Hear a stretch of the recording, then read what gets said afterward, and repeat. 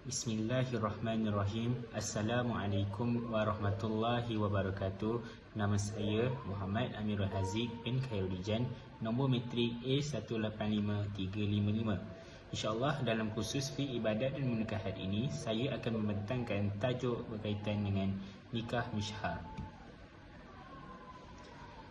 Baiklah, sebelum saya pergi dengan lebih mendalam, saya akan menerangkan apa itu nikah mishhar. Nikah mishhar ataupun nama lainnya zawaj al-mishhar ialah pernikahan yang memenuhi syarat-syarat sah nikah, tetapi selepas nikah, si suami dengan persetujuan isteri tidak menyediakan tempat tinggal untuk isterinya dan tidak juga menyara kehidupan isterinya. Boleh jadi juga si suami tidak bermalam di rumah isterinya, hanya sekadar berjumpa kemudian si suami balik ke rumahnya sendiri. Nikah mishhar ini tidak semestinya berkekalan dalam keadaan si suami hidup tanpa tanggungjawab, tetapi si isteri boleh menuntut haknya pada bila-bila masa sahaja dan mereka boleh memilih untuk hidup bersama seperti pasangan suami isteri yang lain. Tetapi ada kalanya perceraian berlaku bila isteri menuntut haknya kepada si suami. Baiklah, mari kita tengok apa sebenarnya punca yang menyebabkan berlakunya nikah mishhar ini. Antara sebab berlaku mishhar ini kebanyakannya mengikut situasi atau keadaan seseorang itu dalam menjalani kehidupan. Contohnya keadaan yang pertama, pasangan yang masih belajar. Seorang pelajar belum mampu untuk menyara hidup isterinya atau menyediakan tempat tinggal untuknya. Sebagai pelajar, mereka sama-sama bergantung kepada beasiswa atau pinjaman pelajaran atau duit belanja dari keluarga masing-masing. Dalam pada itu juga, mereka merasa susah untuk elak dari berlaku zina di antara mereka. Jadi penyelesaiannya ialah nikah mishhar, sehingga mereka tamat belajar dan mempunyai pekerjaan. Yang kedua, wanita berkejaya yang tidak mahu terikat dengan tanggungjawab kepada suami. Kebanyakan wanita zaman sekarang lebih memilih untuk menumpukan masa dan tenaga untuk berjaya dalam perniagaan atau kerjaya dan tidak mahu ataupun mereka diganggu oleh tanggungjawab seorang isteri, iaitu layanan kepada si suami. Tetapi seperti wanita lain, mereka juga mempunyai keinginan untuk disentuh oleh lelaki. Maka pernikahan cara ini memberikan mereka jalan yang halal untuk memenuhi keperluan batin mereka. Yang ketiga pula, keadaan di mana wanita yang inginkan anak sendiri tapi tak memerlukan kehadiran suami. Ada juga wanita masa kini yang ingin mempunyai anak sendiri tetapi tidak mahu kebebasannya disekat oleh seorang suami yang selalu ada di sisi. Jadi pernikahan cara ini membolehkan mereka mencapai matlamat mereka. Dan yang terakhir, yang keempat, isteri kedua. Ada wanita yang sanggup melepaskan hak mereka untuk mendapat tempat tinggal, duit, nafkah atau giliran bermalam asalkan dapat menikahi lelaki tertentu yang sudah menjadi suami orang. Biasanya keadaan begini tak bertahan lama. Sampai satu ketika wanita berkenaan akan merasa tak puas hati dengan kehidupannya seolah-olah seperti perempuan simpanan. Lalu dia menuntut haknya. Keadaan begini sering berakhir dengan perceraian. Susah si suami nak bagi hak bermalam kepada isteri kedua sebab isteri pertama tidak tahu pun suaminya sedang bermadu. Berkemungkinan besar si suami tidak dapat menerima keadaan lalu berlakulah perceraian. Seterusnya kita pergi kepada hukum nikah mishhar dan syarat sah mishhar. Jadi di sini nikah mishhar adalah sah dan mungkin pilihan terbaik dalam keadaan tertentu. Walaupun nikah mishhar sah dari hukum syarak, keadaan tinggal berasingan tanpa tanggungjawab ini menjadikan nikah mishhar tidak sempurna kerana tidak memenuhi tujuan pernikahan sepenuhnya. Ramai di kalangan ulama yang tidak menggalakkan nikah mishhar ini sebab ia seolah-olah usaha untuk menghalalkan zina, sama macam nikah mut'ah. Namun begitu, nikah mishhar tetap sah dan pasangan boleh pada bila-bila masa memilih untuk hidup bersama seperti suami isteri yang lain. Nikah mishhar memenuhi semua syarat-syarat sah nikah seperti ada wali, ada saksi, ada ijab kabul dan sebagainya.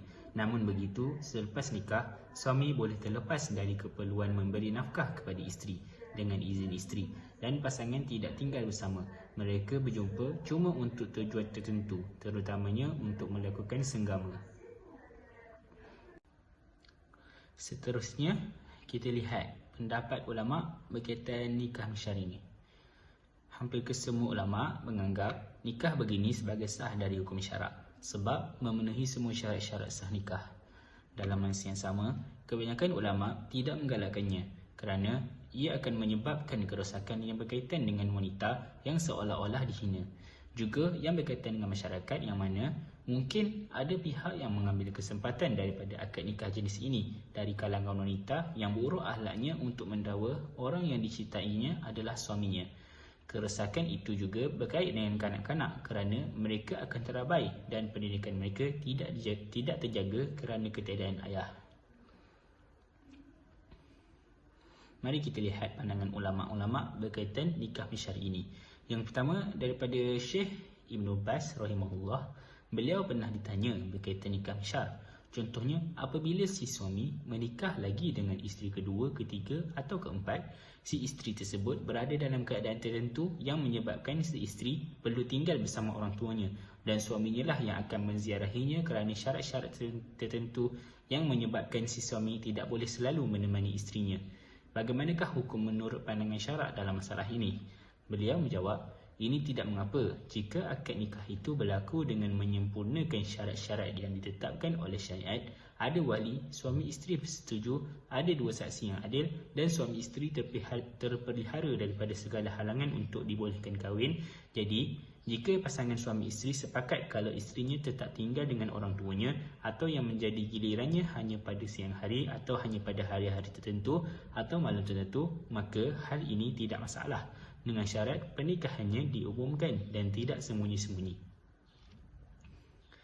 Yang kedua pula daripada Syekh Abdul Aziz Al-Syekh Hafizahullah, beliau telah ditanya berkaitan halal dan haram nikah misyar ini dan beliau menjawab, syarat nikah ialah penetapan pasangan suami isteri iaitu kedua-duanya bersetuju, kehadiran wali dan kehadiran dua saksi.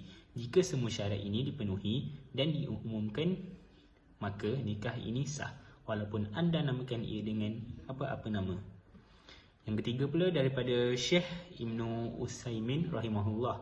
Sebelumnya beliau membolehkan pernikahan jenis ini, namun akhirnya beliau tawakuf kerana pada kebiasaannya terdapat beberapa kerosakan yang disebabkan oleh beberapa orang yang tidak bertanggungjawab. Maka kesimpulan daripada pendapat ini, nikah misyar jika sudah memenuhi syarat nikah yang betul seperti ijab kabul, walinya bersetuju dan kedua-duanya saksi, maka akad itu sah. Akad jenis ini boleh dilakukan oleh lelaki atau wanita yang berada di bawah syarat-syarat tertentu yang memerlukan perkahwinan jenis ini. Disebabkan ada segelintir orang yang lemah agamanya menyalahgunakan perkahwinan ini, maka menjadi satu kewajipan supaya perkahwinan misyar ini tidak boleh menjadi fatwa kepada orang ramai. Tetapi jika nikah misyar ini adalah baik bagi mereka, maka akad itu boleh diteruskan. Sekarang mari kita lihat apa sebenarnya perbezaan antara nikah misyar dan juga nikah mut'ah ini. Seperti mana yang saya terangkan tadi, nikah misyar ialah nikah di mana si suami boleh terlepas dari keperluan memberi nafkah kepada si isteri, tetapi ia tidak bertempoh. Sedangkan nikah mut'ah pula atau kahwin kontrak ialah nikah bertempoh. Dari segi hukum, nikah misyar adalah sah dan diperbolehkan untuk dilaksanakan atas sebab dan keadaan yang tertentu mengikut syarak.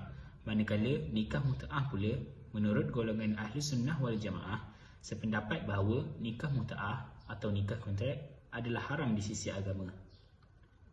Nikah mut'ah pernah dibenarkan di zaman Rasulullah, tetapi menurut hadis, Rasulullah telah mengharamkannya selepas perang Khaibah. Ini menunjukkan bahawa kahwin kontrak di zaman Rasulullah bukanlah sesuatu yang boleh dilakukan sesuka hati, tetapi terhad kepada masa-masa tertentu dan keadaan tertentu sahaja. Baiklah, seterusnya kita pergi kepada nikah misyar di Malaysia. Walaupun tidak dipanggil nikah misyar, nikah syari ini telah lama dipraktikkan di Malaysia, terutamanya di kalangan pasangan berpoligami. Tetapi disebabkan sesetengah individu yang inginkan poligami tanpa pengetahuan isteri atau tidak diizinkan oleh isteri telah menyebabkan banyak berlaku ketidakadilan dalam perhubungan. Contohnya ketika hari raya di mana isteri kedua akan kesorangan kerana suami akan berada bersama isteri pertama dan anak-anak mereka. Ini menyebabkan isteri kedua lambat laun merasa tidak berpuas hati lalu menginginkan haknya. Boleh juga terjadi pergaduhan apabila perkara ini dapat diketahui oleh isteri pertama tanpa pengetahuannya. Lalu, hal inilah yang menyebabkan kes perceraian di Malaysia ini semakin lama semakin meningkat. Jadi, dalam apa jua keadaan, mereka yang inginkan berpoligami hendaklah membuat perbincangan dengan isteri dan juga sentiasa berlaku adil dalam perhubungan. Dan ya, itu sahaja perkongsian yang dapat saya kongsikan berkaitan dengan nikah syar'i ini. Jadi saya ucapkan terima kasih kerana sudi mendengar perbincangan saya. Apa yang baik itu datang daripada Allah dan yang buruk itu datang daripada kelemahan saya sendiri. Assalamualaikum warahmatullahi wabarakatuh.